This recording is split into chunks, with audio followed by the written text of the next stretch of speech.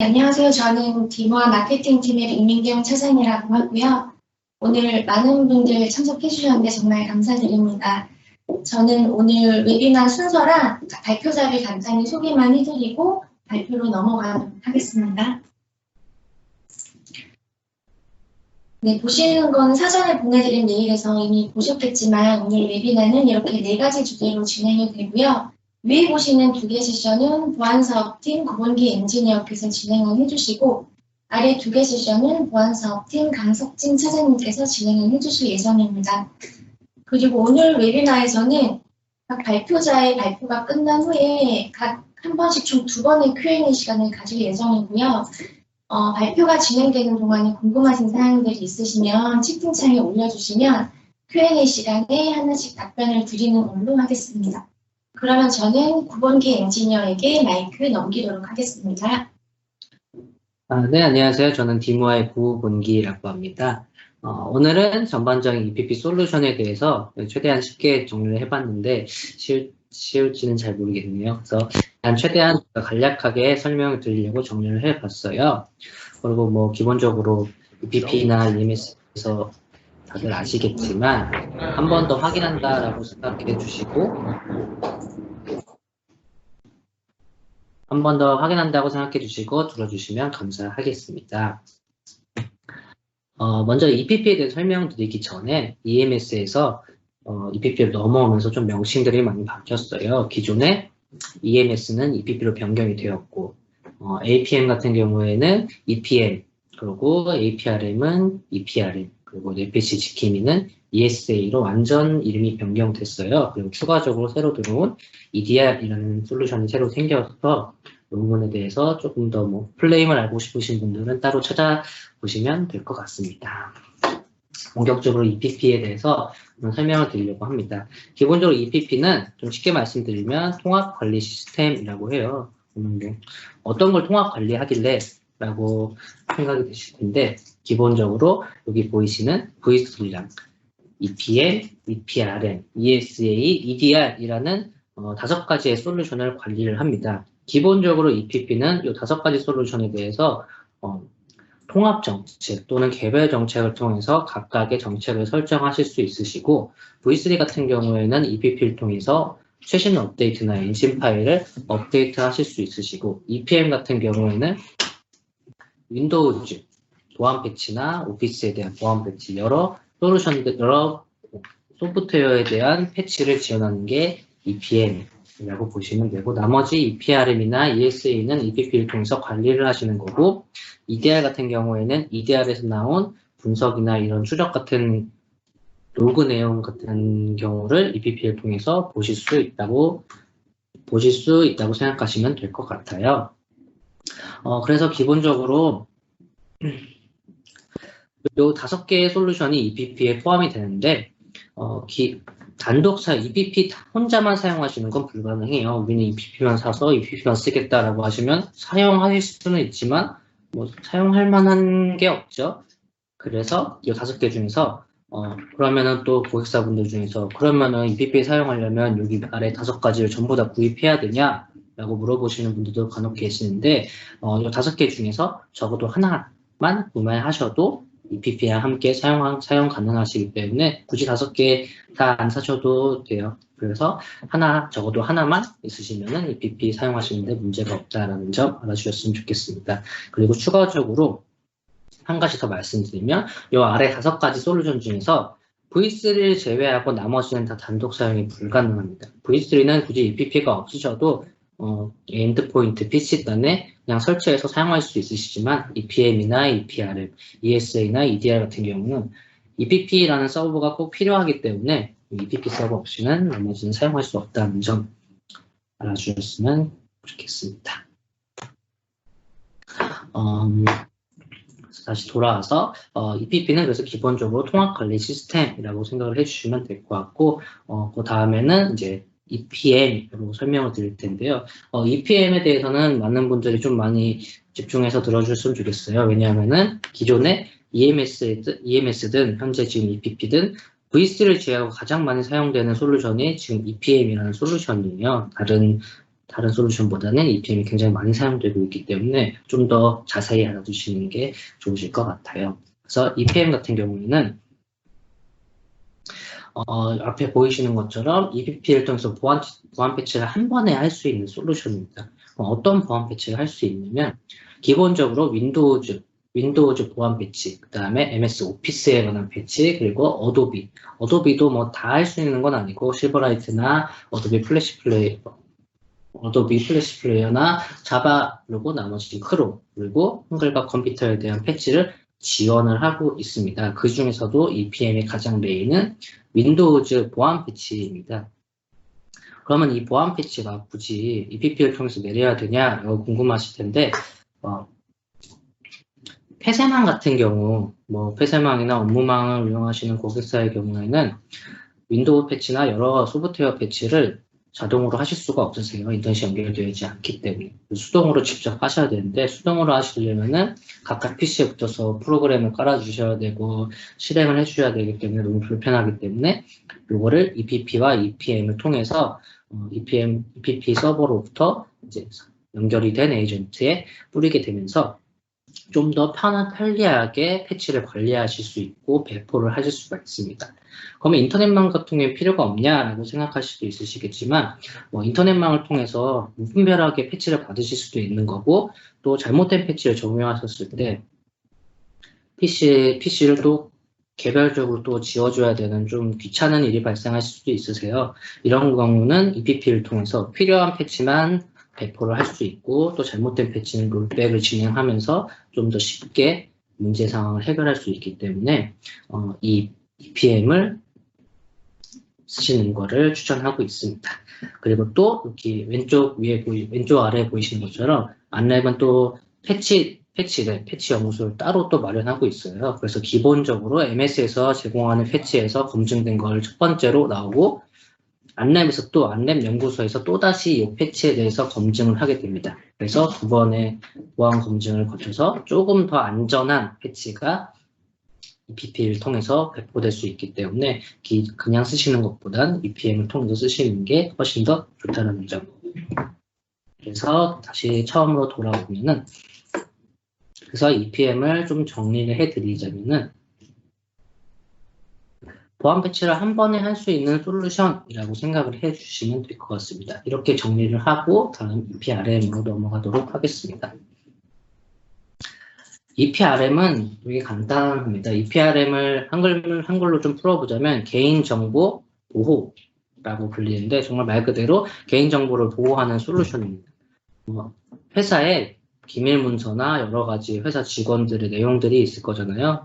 예를 들어서 핸드폰 번호가 있을 수도 있고, 통장 번호가 있을 수도 있고, 주민등록 번호가 있을 수도 있겠죠. 그리고 월급 내역서 이런 것들도 있을 수 있기 때문에 이런 것들이 밖으로 함부로 나가면 안 되는 정보이기 때문에 이런 정보들을 EPRM을 통해서 관리를 할 수 있고 밖으로 못 나가도록 보호하는 솔루션이 EPRM이라고 생각하시면 돼요.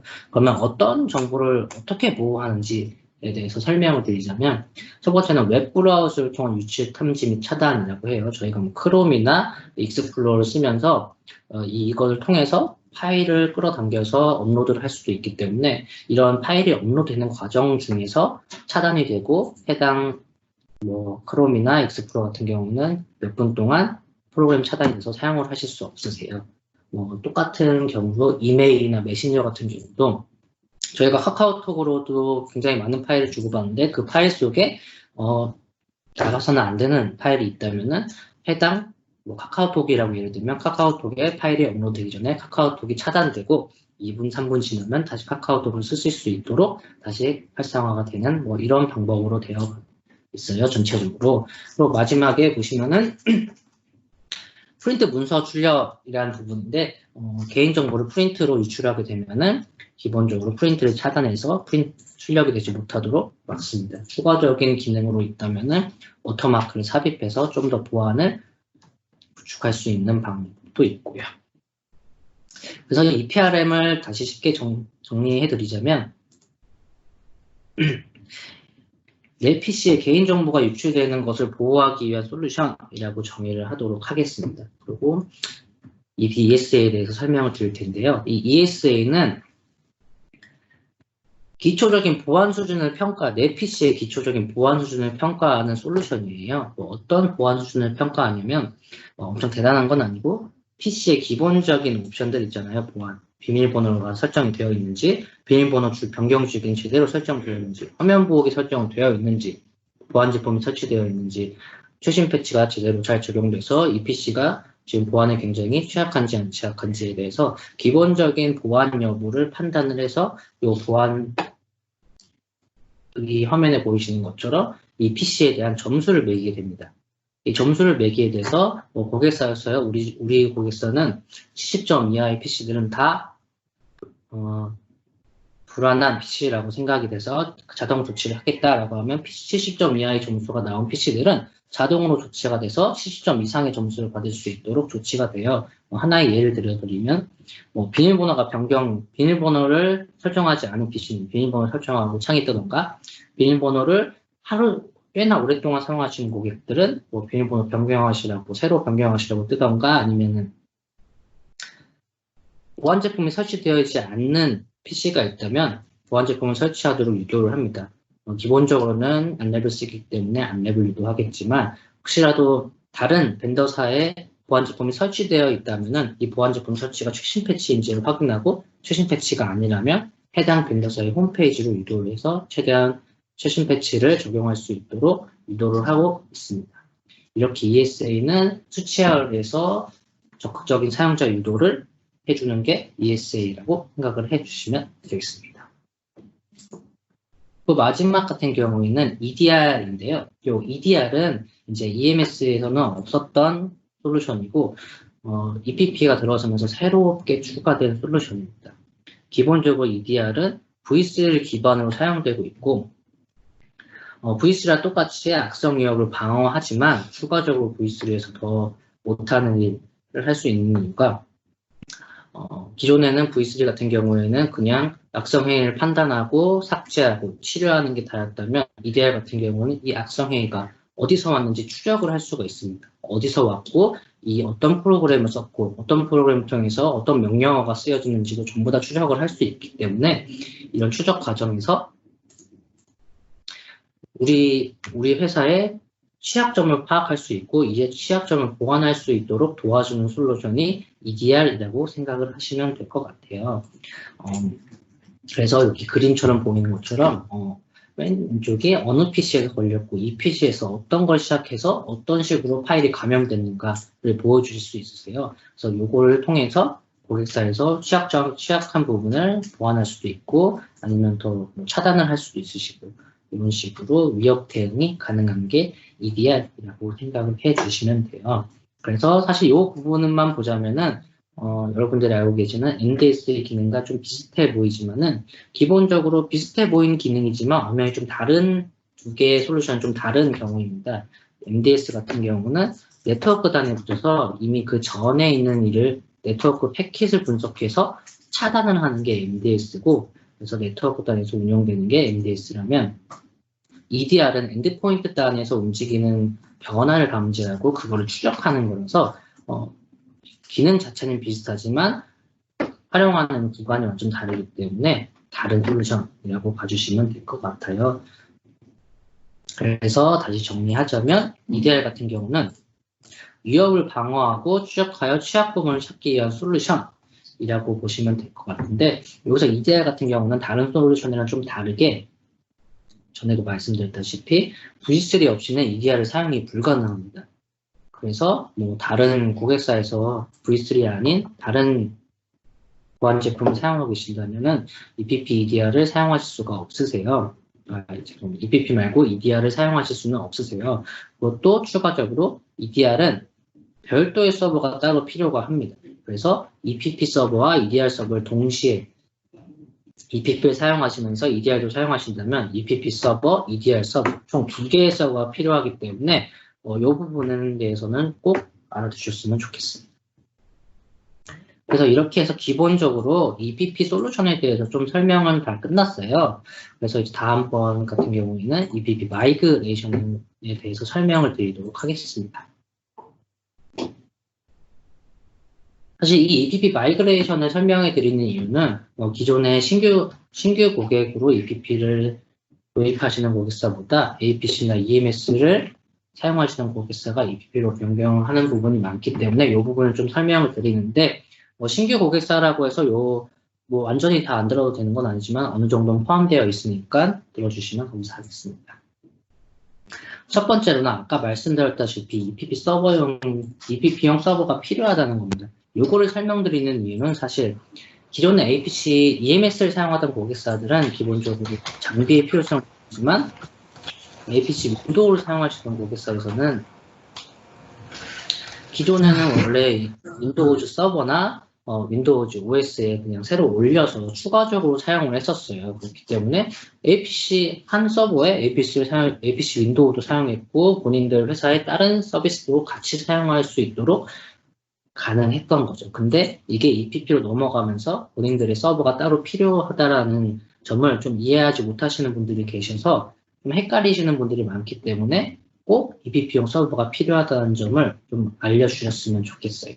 그래서 이 EPP 서버는 기본적으로 리눅스 CentOS 기반으로 하고 버전은 지금 현재 CentOS 7.3부터 7.7 버전까지 지원하고 있으며 CentOS 기반이기 때문에 레드햇도 같은 버전으로 준비해 주시면 지원이 가능하니까 레드햇, CentOS 상관없이 지원 가능합니다. 그리고 되도록이면은 저희는 미니멀 버전을 설치 권장을 드려요. 물론 풀 버전을 설치하셔도 상관없으시지만 미니멀 버전으로 최소한으로 해서 가볍게 사용하시는 걸 추천드리기 때문에 되도록이면 미니멀 버전으로 권장을 드리고 있습니다. 그리고 두 번째로는 기존에 APC와 EMS를 사용하던 고객사에서는 APC 에이전트도 있으니까 APC 에이전트가 그대로 남아있을 텐데 이거를 따로 지워야 되냐라고 물어보시는 분들이 많아서 기본적으로 지금 EPP P5 버전, 최신 버전이 P5 버전이거든요. 이 P5 버전에서는 APC와 EMS 버전에 상관없이 전부 다 마이그레이션이 됩니다. APC 에이전트가 지워지고 EPP 에이전트로 넘어가게 되는 거죠. 그 부분에서 만약 APC와 EPP가 서버가 다르다면 서버 이전 명령을 내려서 자동으로 마이그레이션 할 수도 있으시고 기존 주소 똑같이 사용하시면 자동으로 변경되기 때문에 P5 버전 이상부터는 자동 변경되신다는 점 알아주셨으면 좋겠고 부득이하게 사실 그럴 일은 별로 없겠지만 P5 이하의 버전을 설치를 해야 되는 경우가 있을지 모르겠지만 만약 그런 경우가 생기신다면은 APC와 EMS는 4.6.9 버전 이상이셔야지 마이그레이션이 지원되기 때문에 되도록이면은 P5 이상으로 설치를 좀 부탁드려요. 왜냐하면은 4.6.9 이하의 버전에서 EPP로 변경을 하려면은 좀 과정이 굉장히 복잡하기 때문에 되도록이면은 P5 이상으로 설치를 부탁드립니다. 그리고 마지막으로는 기존의 APC와 EMS에 사용하던 정책이나 DB에 대한 정보가 있을 텐데 요거는 EPP로 마이그레이션이 불가능한가요? 라고 많이 물어보시는데 아직까지는 불가능하다고 말씀드리고 싶어요. 나중에도 가능할지는 잘 모르겠지만 지금 현재까지는 불가능하고 그 이유가 EPP와 APC에 사용하던 DB가 지금 현재 EPP에 사용하는 DB랑은 전혀 다르고 EPP에서는 DB도 하나만 사용하는 게 아니고 2개 이상을 사용하고 있기 때문에 이 전환점에 대해서 굉장히 좀 복잡하기 때문에 모든 정책과 DB를 다 마이그레이션을 할 수 없어요. 지금 현재 마이그레이션이 가능한 거는 V3 로그 정도만 마이그레이션이 가능한데 사실 V3 로그가 그렇게 중요한 부분은 아니기 때문에 사실상 마이그레이션은 불가능하다는 점 알려주셨으면 좋겠습니다. 그리고 혹시라도 EPP에 대해서 좀 궁금하신 게 많으실 것 같아서 여러 가지 질문을 좀 모아봤어요. 첫 번째로는 APC에서 EPP로 마이그레이션 할 경우 장점이 무엇인가인데 첫 번째 장점은 별도의 콘솔 설치가 필요 없다라는 점입니다. 기존의 EMS나 APC 같은 경우에는 담당자 PC에도 콘솔 프로그램이 하나가 설치가 되어야 됐어요. 그래서 사실 큰 용량을 차지하는 건 아니지만 뭔가 PC에 추가적으로 설치되는 것보다는 설치가 안 되는 게 더 좋기 때문에 EPP 같은 경우에는 웹에서 모든 걸 다 관리할 수 있기 때문에 별로 추가적으로 또 설치가 필요 없다라는 장점이 있고요. 두 번째로는 연계 기능 정책이 있어서 조금 더 효율적인 운영이 가능합니다. 연계 정책에 대해서 간단하게 설명드리면, 만약에 고객 일주일 동안 우리 회사에 약성 코드가 100개 이상이 진단되었다라고 하면은 100개 이상이 진단되는 시점부터 안레포트를 수집하거나 실시간 검사를 수집하거나 메일로 담당자에게 알람이 가도록 설정을 해두면 100건이 딱 진단되는 순간부터 3개의 다른 행위가 동시에 일어나게 됩니다. 그래서 한 가지의 행동으로 여러 가지의 대응을 넣으실 수 있기 때문에 기존의 EMS에서는 그 기능이 되지 않았어요. 그래서 조금 더 편리하게 관리를 하실 수 있고 좀 더 빠르게 관리가 가능하다는 점이 두 번째 장점이고요. 마지막으로는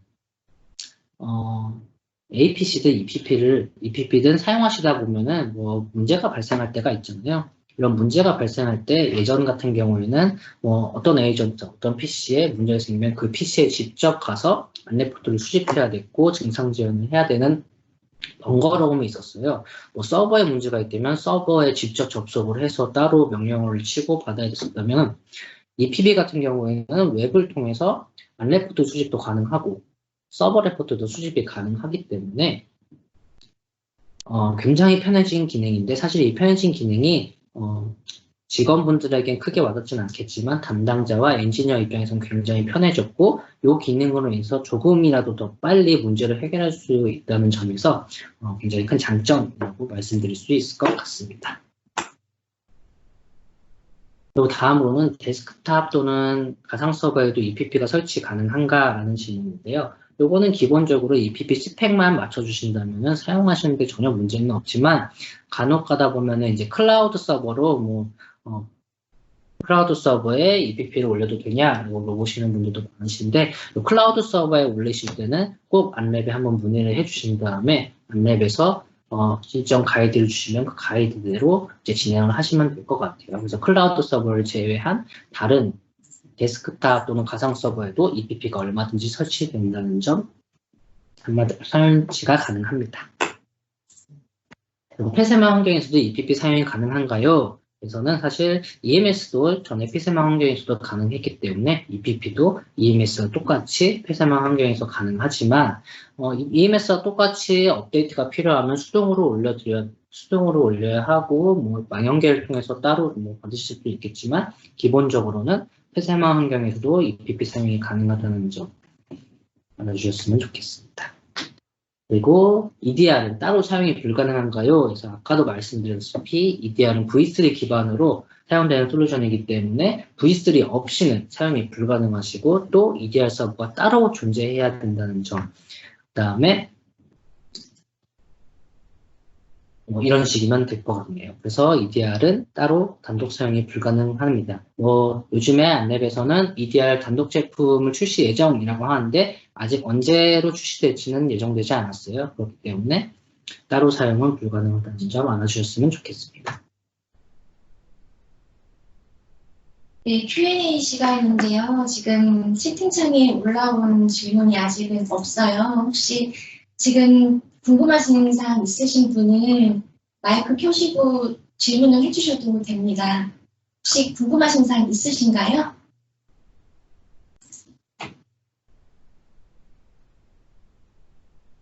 아무도 없으시네요. 그러면 추후에 혹시 궁금하신 사항이 생기시면 담당 영업사원께 말씀을 해주시면 친절하게 답변을 해드리도록 하겠습니다.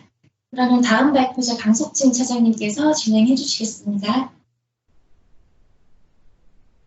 안녕하세요. 기노와 보안사업팀 강석진입니다. 저는 안랩의 3년 프로그램 설명, 그리고 추가로 작년에 종료된 AAP 계약 진행 시 제안할 수 있는 케이스를 먼저 말씀드리고, 추가로 발주 진행 시 참고사항, PSR 정책, 제품 EOS에 대한 내용으로 말씀드리겠습니다. 현재 안랩에서는 MDS와 솔루션 제품에 대해 3년 프로그램을 진행하고 있습니다. 3년 프로그램의 경우 일정 구매 볼륨이 충족될 때 3년 약정을 계약하고 단가 할인 및 베네핏을 제공하고 있습니다. ESP는 솔루션 제품들을 구매할 경우 사용되는 프로그램으로 클라이언트는 100개 이상, 서버는 10개 이상인 고객사에만 해당하는 프로그램으로 단가 할인은 물론 앞서 설명드리신 중앙관리 솔루션인 EPP 매니지먼트가 무상으로 제공되고 있습니다. MSP는 MDS 제품을 구매하는 경우 사용되는 프로그램입니다. MDS의 경우 처음 도입 비용이 커서 고민하는 고객사들이 많습니다. 그래서 고객사의 부담을 줄여드리고자 3년간 도입 비용 플러스 유지보수 금액을 45%, 27.5%, 27.5%로 3년 동안 나누어 지불하는 형식으로 MDS 에이전트를 무상으로 제공하고 있습니다. ESP와 MSP 모두 SMB에만 해당하는 사항으로 계약 시 안내에서 전달하는 AAP 계약서에 고객사에서 승인을 하여야 합니다. 이 부분은 꼭 고객사에서 승인할 수 있도록 독려 부탁드립니다. 3년 계약 기간 중도 해지 시에는 위약금이 발생하니 계약 전 이 부분도 고객사에 사전 안내 부탁드립니다. 다음은 가장 문의가 많으신 SLP와 ELP 리뉴얼 고객사에 대한 제한 방법에 대해 말씀드리겠습니다. 작년 12월 기준으로 기존 SLP와 ELP 프로그램이 종료되었습니다. 그래서 기존 APC를 EPP로 마이그레이션 해야 하는데 마이그레이션 제한 시간이 부족한 상태로 기존 ALP 고객사 중에 만료일이 2020년 6월 30일 이전 고객사에 한해 SLP와 ELP 동일 조건으로 1년간 유지할 수 있도록 했습니다. 만료일이 2020년 7월 이후 SLP 또는 ELP의 경우에는 동일 조건으로 계약이 불가합니다. 추가로 1년 동일 조건으로 갱신 시에는 사전에 내년 갱신 시 EPP로 마이그레이션 해야 하는 부분을 꼭 제한 부탁드립니다. 1년으로도 가능한데 1년으로 진행을 할 경우에는 APC에서 EPP로 마이그레이션 할 경우에 별도 EPP 매니지먼트 금액이 부과되고 추가로 하드웨어 장비를 고객사에서 구비하셔야 합니다. 앞서 설명드린 3년 프로그램인 ESP로도 제한이 가능한데 현재는 클라이언트 100개 이상 고객사에만 해당하는 내용으로 50개에서 100개 미만을 사용을 하고 계신 고객사의 경우에는 1년 계약으로밖에 안내드릴 수 없는 상황입니다. 현재 총판이나 파트너사에서 50개에서 100개 미만을 사용하고 계신 고객사에 대한 불만 사항이 많습니다. 그래서 안내에서도 이 점은 인지하고 있고요. 해결할 수 있는 방안은 현재 논의 중에 있습니다. 추후에 별도로 안내가 있을 경우에는 다시 한번 말씀드릴 수 있도록 하겠습니다.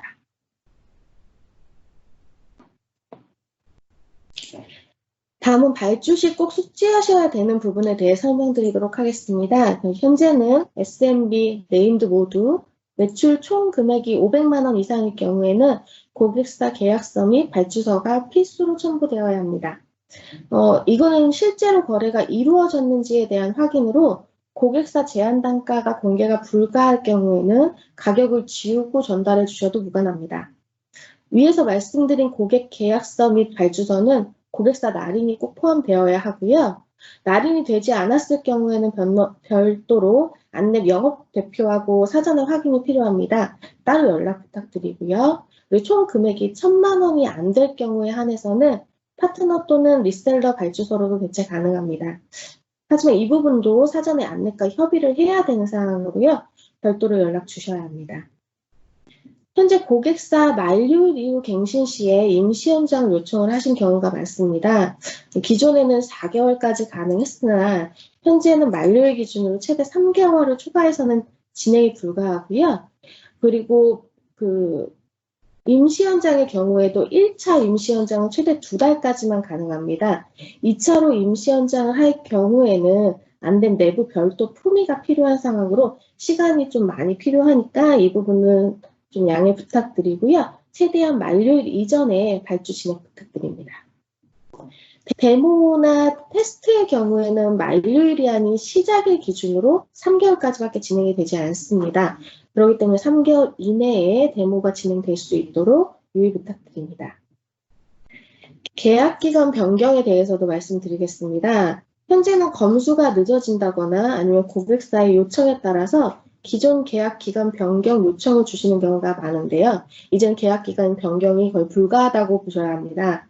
소프트웨어 경우에는 계약 기간 변경이 아예 불가능하고 하드웨어도 3개월 이내 변경 요청해야 합니다. 하드웨어 경우에는 정확한 변경 사유가 확인되어야 해서 고객사의 메일을 추가적으로 요청할 수도 있습니다. 사전에 고객사와 충분한 협의를 통해서 시작일을 지정해서 발주 진행 부탁드립니다. PSR 등록 관련해서 말씀드리도록 하겠습니다. 원칙적으로 모든 PSR은 파트너사가 직접 등록을 하셔야 합니다. 등록 후에 워킹데이로 3일 이내에 후순위가 아닌 경우에는 선순위로 진행이 가능합니다.